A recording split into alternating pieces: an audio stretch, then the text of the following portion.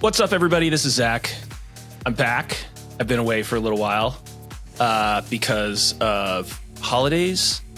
Had some military leave, and I've had whatever this mysterious respiratory thing is that's going around the country that has basically destroyed my voice for the last 2 weeks. But I'm back, and I wanted to do another episode on AI. So today we're going to talk about AI in training, different ways you can use AI in training. Specifically, again, when I say AI, kind of talking about like ChatGPT, Claude, Bard, these systems that are accessible to everyone, just because it's kind of the democratized version of AI. But there's some really cool stuff that we're going to talk about today that is making it where you can start to really hone in on your specific use case for AI in a way that I am really excited about, and I think you guys will as well. So before we get started, we've got a bunch of new sponsors. We've got like all sorts of just cool stuff coming up. We have our Insider program. So why don't we get through those announcements, and then I will be right back.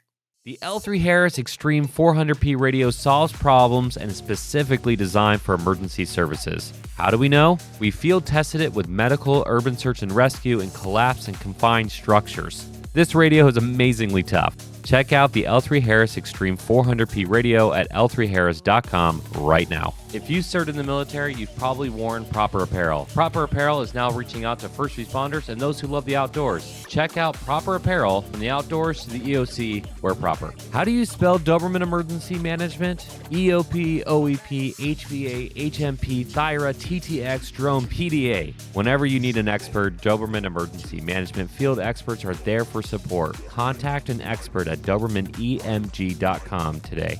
Hey, we just want to do a quick pause X to thank our sponsors, L3 Harris, Proper, Paladin by Acela, Impulse, Doberman Emergency Management, and especially all of you who have been donating to our podcast.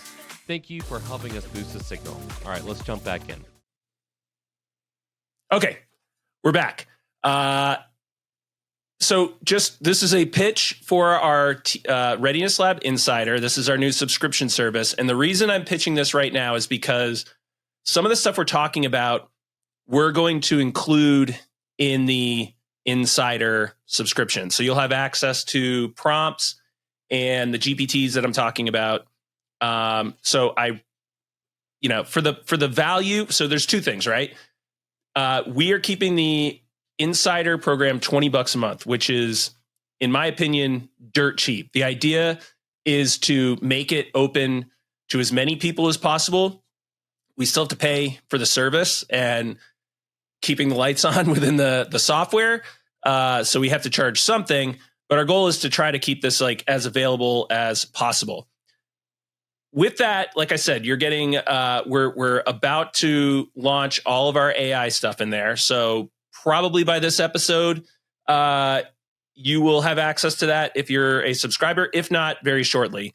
And very shortly, just because I'm trying to load it up with a lot of stuff. So when it's up, you'll have lots of stuff to do. But beyond that, we also have a cooperative arrangement with Pete Gaynor, who I love Pete. You guys have probably seen Pete Gaynor on my boss's podcast, Disaster Tough, several times. And anyone who's been to our dynamic populations course, he was at two of them.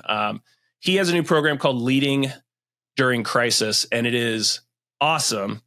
And on top of it being awesome, he has actually created a discount code for Readiness Lab Insiders that if you use it, your subscription cost is basically gone.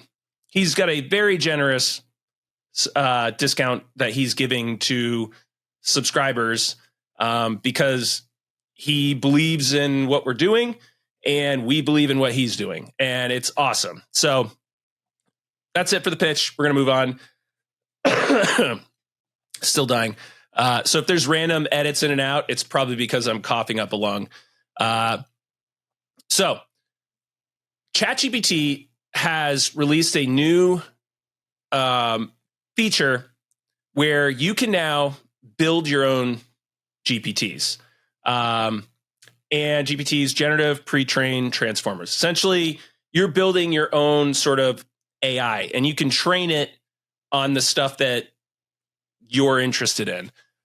So I was trying to think of like obviously there's a million things I could do with this. I was super excited when I saw this, but I was trying to decide like, what are the things that like would be really, really helpful, or what I wish I had as I was sort of starting out as an emergency manager, and even like relevant to what I'm doing now, where it just basically augments me to make things, even more, fast, efficient, however you want to describe it. And so the two areas that I thought I would focus in is a way to build exercises that are, HCEP compliant. There's no real HCEP compliancy, but building with HCEP in mind.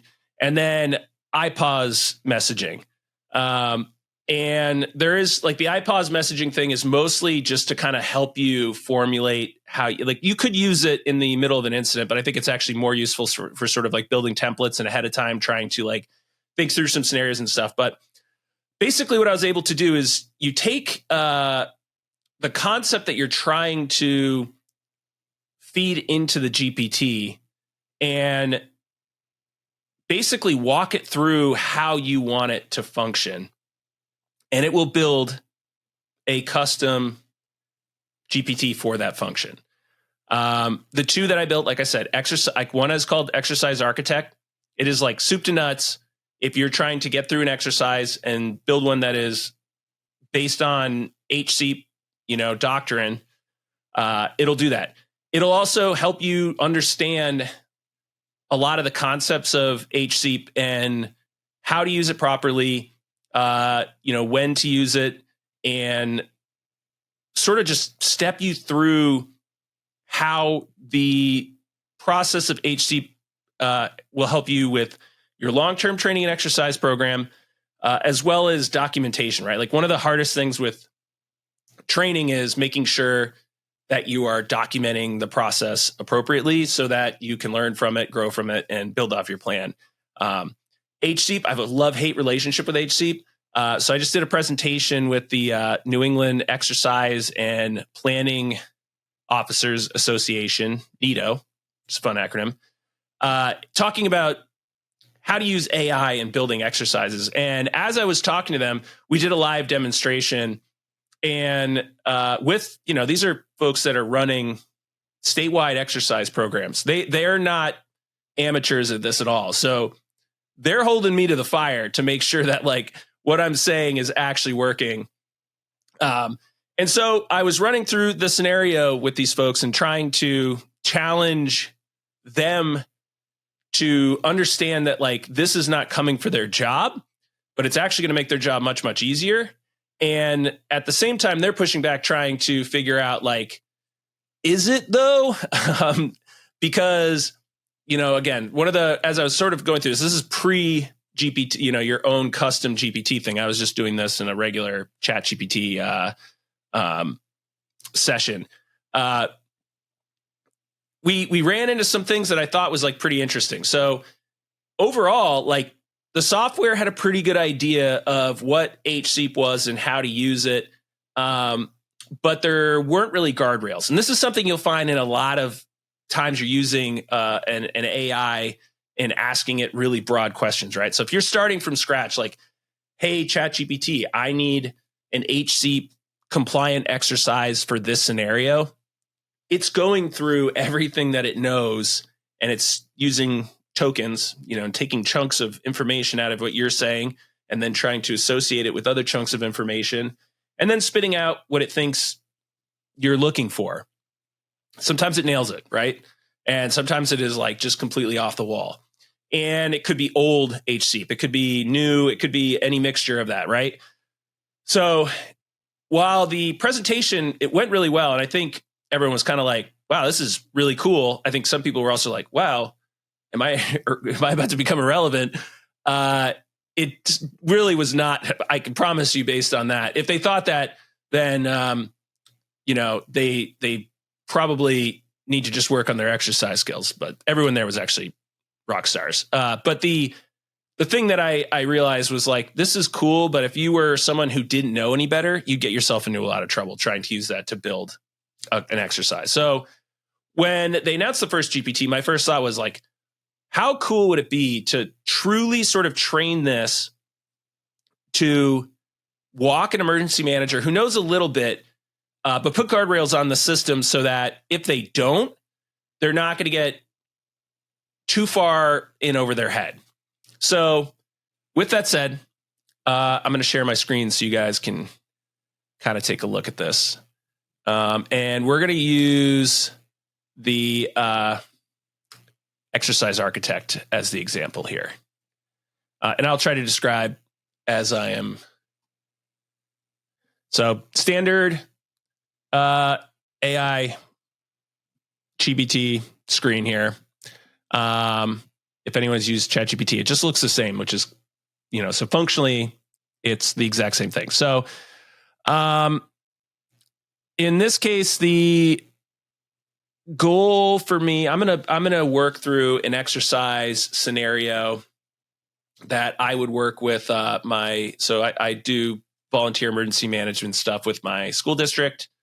And one of the things that we like to do is a pretty, quick tabletop at our monthly meetings, just a scenario that we can run through that tests some capabilities and gets us thinking and gets us updating stuff. So, and we have a lot of folks that are sort of just new to emergency management. So they're getting their ICS courses together and stuff. So we're kind of in the building phase.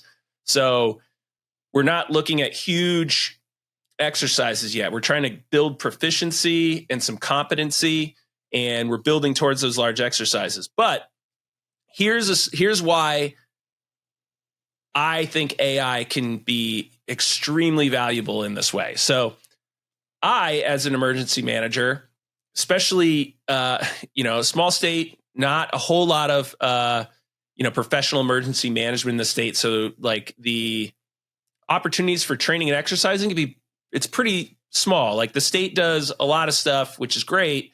But if you don't have large cities and stuff around to sort of like constantly offer you opportunities to go and play, you have to come up with your own stuff. So every single role that I've had, I've sort of struggled with like, okay, cool, I'm going to do my big exercise. But because I'm the one who's building and designing and running it, I don't often get to sort of play and keep my own proficiency. Plus, there's these huge gulfs between each exercise, right? Like I'm running, even when I was like absolutely on fire about training, I was only able to do like 3 significant exercises a year. So we might do a tabletop, a drill, and some sort of like larger functional, not full scale, but like a larger exercise, trying to build off of a skill set. So maybe tabletop, talking through one of our big events we have, and then a drill, we would take a lesson learned from that tabletop, like, hey, our messaging kind of stunk.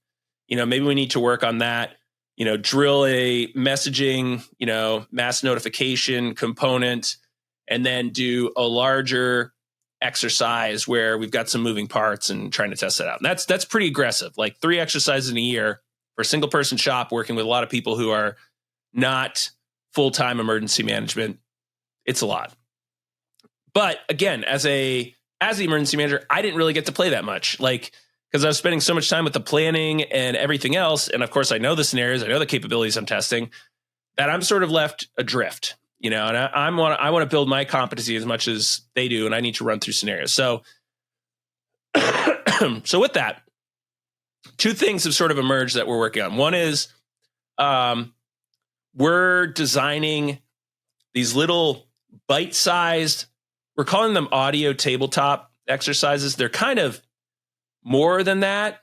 But those are also, you can subscribe and get access to those. The first one is a short notice tornado event. That's something you could like listen to on your phone on your way into work. You can set it up and run it at a meeting like I do with the school district, like a lunch and learn type event.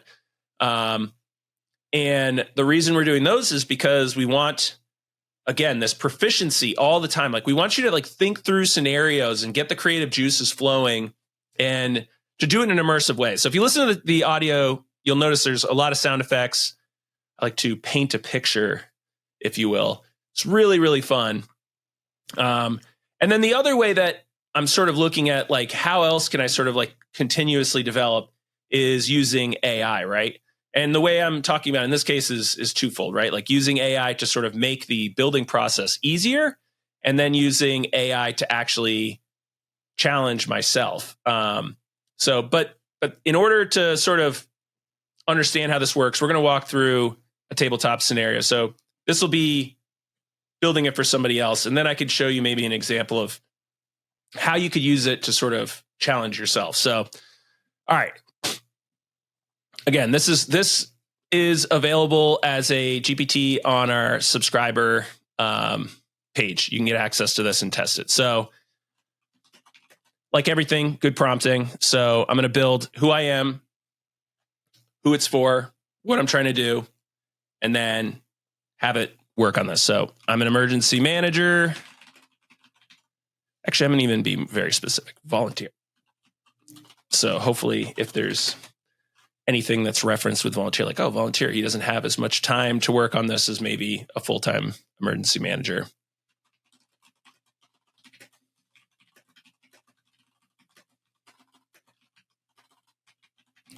All right, with the local school district, emergency management committee. It's not really called that, but our name doesn't quite match what we do.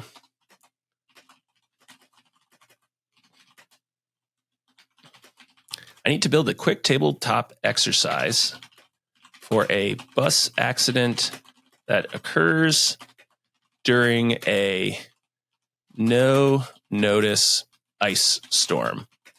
And this is something that actually happens up here every few years. So we're at, usually it's like towards the shoulder months of winter, so early on and later on, where you might have really cold air at the ground, warm air aloft, you get a freezing rain event, and it can happen really, really fast. There was one time when I was the emergency manager for the university, I was trying to drive home, and I'm one of those folks who's very cognizant of the weather, pay very close attention. It's what I was getting paid to do. I get on the interstate. I notice this doesn't really sort of match what I was anticipating with the forecast earlier in the day. And it was one of those scenarios where like everything was in the margins, right? Like it moves one direction, it's purely a rain event, moves the other direction, it's purely a snow event. And it was just kind of floating in this like nebulous area of it could go anywhere. And I get on the interstate and it is sketchy, to say the least. And I was fortunate that I got a little bit ahead of it. I was on the interstate for a couple hours. There were people that were stuck on the interstate for 4 hours because of this event. And, again, we had no scenario. So as I'm like trying to deal with my own safety, I realized, oh my gosh, there's a major basketball game going on back at campus with, potentially thousands ish, not really thousands. It's Division I basketball, but it's not a huge stadium, but there's plenty of people who are about to get on the road right now. And so I had to, in my car, come up with a way to sort of get the messaging to those folks that like, you should not drive right now. And then also figure out who's still at the school, who could stay and keep our basketball courts open and allow people to sort of hang out until the weather was safe. Again, one of those scenarios that like I didn't really imagine, right? I think about ice storms, I think about winter storms, but like what happens if we have hundreds or thousands of people that are stranded that we don't have, like we're not built to sort of store extra people. Anyone who's been to like a college campus these days knows like housing's tight at pretty much everywhere. So anyways, this scenario is possible. It has happened. I've experienced it. So I'll know if this is like a realistic thing. And the other thing that we'll do is sort of like walk through this and see, does this make sense like locally, right? So again, it's going to take sort of generic information and build it out. I'm going to provide a location.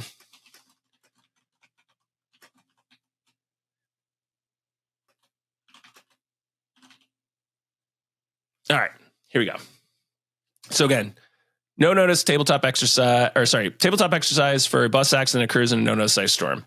I'm trying to keep this exercise down to around 30 minutes. I don't know if it'll make a difference. Like you can run your exercises faster, right? Like we do time artificiality all the time, but let's just see what comes up.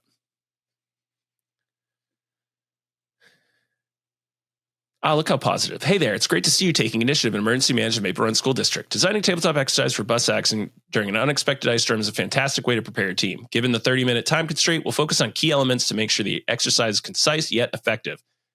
All right, so first it's setting your objectives. Evaluate the emergency response coordination and communication during a bus accident and no-notice ice storm.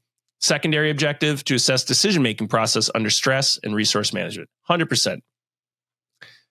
So it's got your scenario setting. Ice storm hits unexpectedly during school hours. Incident, school bus carrying students encounters an accident due to icy roads. Challenges, limited visibility. Hazardous roads, communication barriers.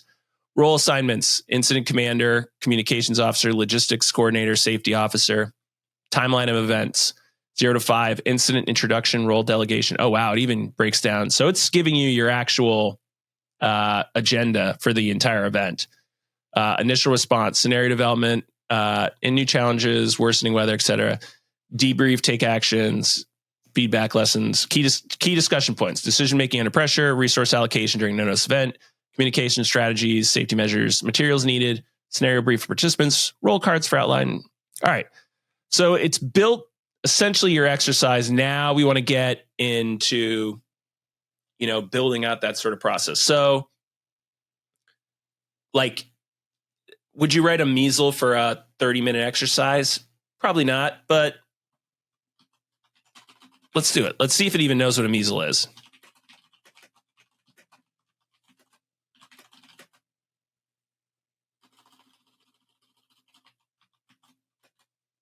Oh, now I'm forgetting how to do the MSEL scenario list. Okay, yeah.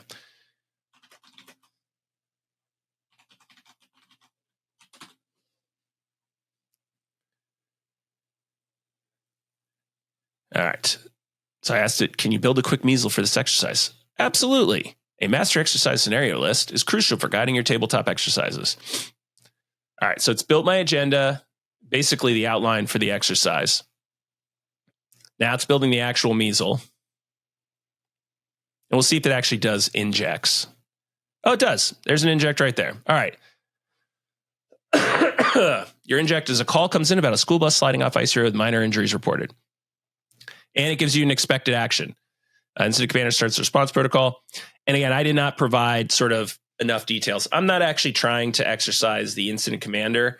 Although I like playing around sometimes and having people play in roles that they're not maybe experienced in. So like there's this expectation, I think, especially for certain groups that are not maybe as spun up on this, that like someone else is going to do everything, right?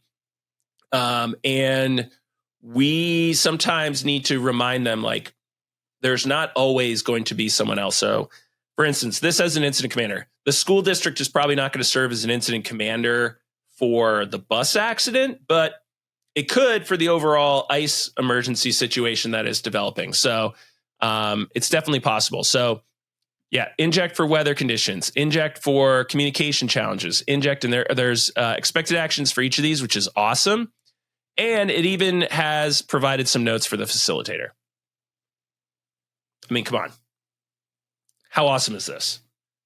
I mean, this is, again, and I'm not trying to throw any emergency managers under the bus, but there's so many people who are like, I can't run exercises. Like, it's too much. I don't know enough. You have a like a superpower here that you can turn on and off. Again, you have to have at least enough knowledge to understand, like, and recognize like something's fishy about this. But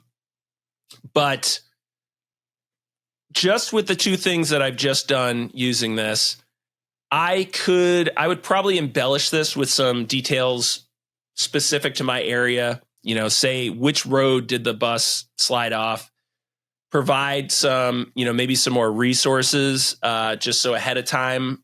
I could have done that at the beginning too, right? Said like, given it the resource list, given it the roles and responsibilities I want to test for this. I went super broad, just saying like, this is the scenario I want to do. And I mean, overall, like, it's given me a 30-minute plan. You can ask it to do, you know, to help you write your various documents for this. This one is very trained specifically in HSEEP, so it pulls from the all the HSEEP guidance from FEMA, and then basically you provide extra data for it to sort of understand how it's supposed to work. And this will, I've sort of even, it's pretty good where it's at. Like, honestly, I've used this for a whole bunch of different scenarios just to test it out, make sure it works. And I've broken it, and I've added more stuff, and I've modified it and told it sort of what I'm trying to do, on top of providing it like with real information.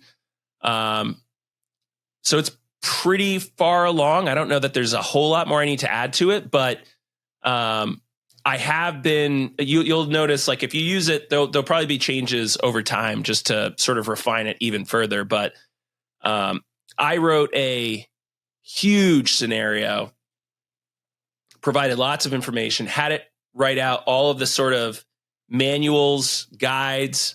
I had it develop. So here, even this. So this is not specifically what this is written for, but this is where, like, I like to see how smart this software is. So I'm also going to ask it, okay, cool. So I have essentially a MSEL. I have my basic outline for the exercise. That's enough for this. I'm not doing a full, huge exercise, but I'm going to ask it to do some stuff, the pre-work and the post-work. So, all right, I need to provide some lead-up training for my team to help them succeed. Can you suggest some things we can do for training prior to this exercise? So, you know, a little remedial training.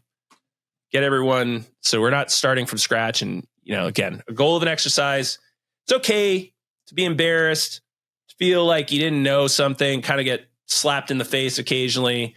I'm actually okay with that. You got to have let your ego go. Good exercises should challenge you and make you stressed out, and you're going to make bad decisions. The time to do that is during an exercise. So, but I also, excuse me, I also don't like exercises where they're like, it's like gotcha moments. I do want people to be able to like come in and feel like they have an opportunity to learn. If they're so stressed out or don't know enough, they're not learning. You're in a constant stress state. You don't learn. So one way to mitigate that is to provide some lead-up training. So this actually provided a huge list of lead-up training. And again, I would not rely on ChatGPT to provide this training, but because it wrote the scenario, it knows what is required for this. So here's what it said. So again, exercise architect, this is what it's responding. Certainly, preparing your team to lead up training is great to ensure they're equipped with the necessary skills and knowledge for the tabletop exercise. Here's some training suggestions to help your team succeed in the bus accident scenario during an unexpected ice storm. Incident command system refresher. What? Review the principles of ICS structure, roles, and responsibilities. Why? Help team members understand their roles and hierarchy. Yeah, always good, especially if you have a lot of volunteer members who are not working in a public safety realm. They don't have they're not using ICS regularly. It's always good to just, even like anytime you meet, just sort of talk through like, hey, reminder, you're serving as, on our ICS chart, you're the logistics chief. Like, do you understand your role? Do you understand like what you need to sort of do to get there and whatever? Communication skills workshop. Always good. We actually are sending some of our folks to some PIO training, and we're going to be bringing up Prescott, who has our other podcast. He has the Lightfire Layout podcast, which I highly recommend. He's supposed to come up and help our folks with some communication stuff. Communications, one of the most important things you do as an emergency manager, and it's number 2, right? So it's even like prioritizing it based on the scenario. Decision making under pressure. And it's suggesting basically more exercises or simulations that place team members in high pressure situations requiring quick and effective decision making. Just cool, right? Like, yeah, like great reminder to probably even before this tabletop, come up with some scenarios to sort of work in developing that skill set. Not everyone has that. This is for school district teachers and school administration staff and all the other support staff at schools are actually pretty proficient in stressful decision making.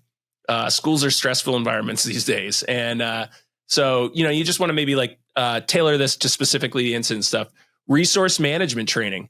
That's, again, this is a key skill set. And this is actually one of the most important things you're doing in an EOC. So, if you're saying like, all right, school district, you are the EOC for this incident. Do you know where your resources are? Do you have a list of the resources? Do you know how to assign them? Can you get mutual aid resources from other school districts? We're working on building some MOUs and other agreements with regional school districts because I took an ICS course that was managing school incidents, and we had a bunch of school districts there. And what we found out is they didn't realize they could actually cooperate in this way. And that's not to say that they're not, they're sharing information all the time, right? The school districts share curriculum and they share all this other stuff, but they never thought of it in that way. Like fire, police, EMS, right? You're doing mutual aid all the time. Emergency management, you're probably doing some degree of mutual aid, supporting other EOCs and maybe supporting the state during incidents and stuff. Like there's all sorts of ways that like we're just comfortable and we think of this. And we probably have formalized agreements. School districts for emergencies may not have thought about it. So you need to sort of like think, okay, these are folks that are not necessarily proficient in this. So how do we get them spun up? So resource management training is probably going to be really important in this sense. Safety protocols for hazardous weather conditions. So what do we have in place for for like policies and procedures for like an ice storm? Canceling school, can we cancel school, delays, pickup, drop off, like bus routes, all that stuff. Make sure you're talking to your bus companies and stuff about this. Stress management techniques. One thing that I found that's actually really cool with ChatGPT is it has like adopted many of the things that I think we as emergency managers who've been in for a little while wish we had when we started. It pretty regularly reminds you to like check on mental health, learn stress management techniques. It'll reinforce that. I've seen that through so many scenarios where it's like, remember, take care of yourself. You can't take care of other people if you're not taking care of yourself, which I think is awesome. And it's just a good reminder, especially as a exercise designer. For me, this scenario is like, cool. It's a bus accident. For teachers and school staff that maybe don't deal with this, the thought of like a bunch of kids being injured and then them being stuck at a school, potentially for a indefinite period of time until the ice melts, could be very stressful and very scary.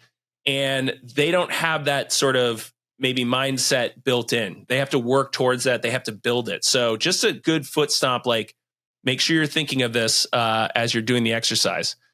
And then, excuse me, some smaller scenario-based drills, testing out those different things. That's just smart exercise development, right? When you're looking at your exercise plan for the year, crawl, walk, run, right? You want to slowly sort of move into your big show. Again, because I experience this a lot on the military side. We'll run huge exercises, and we don't do enough of the spin up process. So when we do the big exercise, there's like write-ups and failures, and we're like, well, we didn't even know. Like, we had no idea that we had to do that, or it was something that we never encountered. And the military way, of course, is like, get through it, right? Like, figure it out.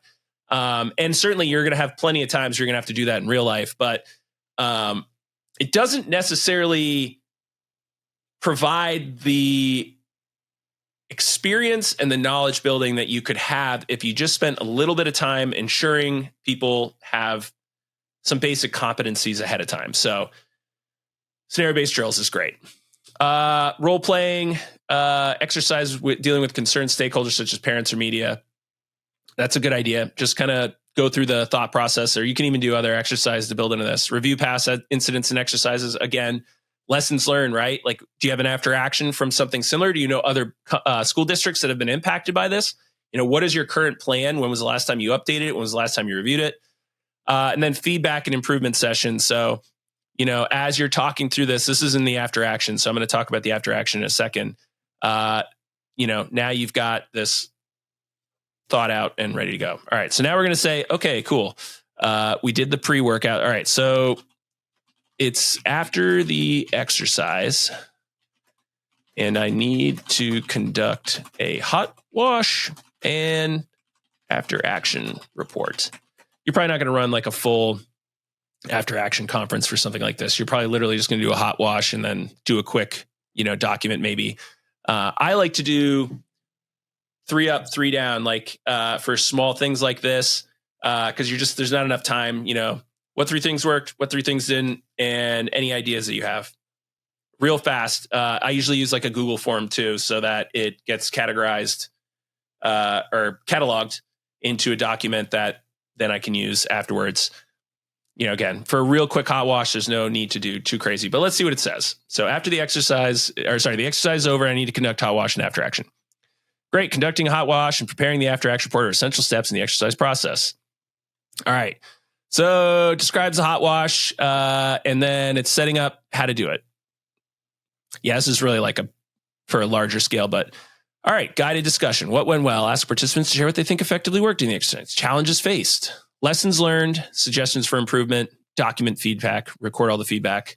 After action report, executive summary, methodology, key findings, strengths, areas for improvement, recommendations, immediate actions, strategic changes, and then an implementation plan. Again, you're going to do this for this. You should probably, but because this is built for HSEEP, it's even when I'm like trying to keep it really quick, it really is like, let's do the HSEEP thing, right? This is awesome. It's a great basic after action and hot wash approach. If you didn't know any better, I'm comfortable with this. If you're a brand new emergency manager or someone other duties is assigned and you're handed this, you can put together a pretty solid after action process for this. So, all right, it's 37 minutes. Obviously, this is way longer than I thought I was going to. I hope this was helpful. For those of you listening, I hope I narrated it enough. This is kind of like a visual one. And for those of you listening who might have noticed that I sound like I'm talking like I've got a mouthful of plastic. I do. I just got Invisalign 2 weeks ago. And I'm still learning how to talk with this. So I have some weird sound effects that are coming out of my mouth that you probably have noticed. I didn't lose teeth or get into a fight. I'm just getting my jaw restructured via some incredible plastic stuff. So this is how I'm going to sound for the next 6 months. Actually, that's not true. I'm getting better. But I would love your feedback on this. I would love to know what you think and if you want me to go more in depth into this. So what I'll probably do is actually do another one of these on the IPAWS messaging one that I built. That one could be a little bit shorter. But these GPTs, you can build these for essentially anything that you want. We're going to be putting together a bunch of them. So if you don't know or you don't want to, you don't have time to, just sign up for the subscription. And I'll put a link to that in the video and the podcast. And you can then go and sign up if you'd like. I'll also put a link to Pete Gaynor's new masterclass, Leading During Crisis, and as well as some of our new sponsors. I also forgot to mention there is discounts for all of our sponsors. We're adding discounts for our sponsors within the subscription as well. So Proper has a new discount. Pete's Class has a new discount. Proper Apparel is one of our new sponsors. We got to spend a whole bunch of we went down to the USAR conference and hung out with them for a long time. It was awesome. Super cool company, and they want to do really awesome things. And so as part of that, they want to get you all into their uniform stuff. I've had Proper stuff forever. And like it just survives, right? And the other thing that's kind of cool is they're like, hey, if you guys have like ideas for how to make, like if there's stuff that you wish you had, like let us know. And we've already shared a bunch of stuff. Like emergency managers are often the last people who are thought of when designing uniform items, because we don't really have uniforms, but we do wear stuff like, the cargo pants and polo thing for sure, right? A lot of us are wearing some structure about that, but like, we don't necessarily need the ruggedness of like, being able to conduct jungle warfare in our pants. We need it to be comfortable and breathable and still store the things that we need. So they're like, tell us what kind of stuff you want and we will work on that. And I think that is awesome. So super cool company, really excited to work with them. We have some other new sponsors that I'm not sure if they are currently live yet. So you might get this cut into the first one, but really excited about it. So subscribe, go join our subscription service. Again, $20. I would have paid double this for when I was a new emergency manager and was trying to figure this all out. Like this is like we're in a new time now where, we can help advance the field much more quickly than we ever could before. So I am really, really excited about that. And yeah, we'll catch you next time. We are going to be starting to do our live podcasters, Readiness Lab podcasters sessions, which I'm also excited about. So stay tuned. That'll be in the newsletter. If you're not signed up for the newsletter, go do that as well. Yes. So thank you for listening. Let me know what you think, and we'll talk to you guys later.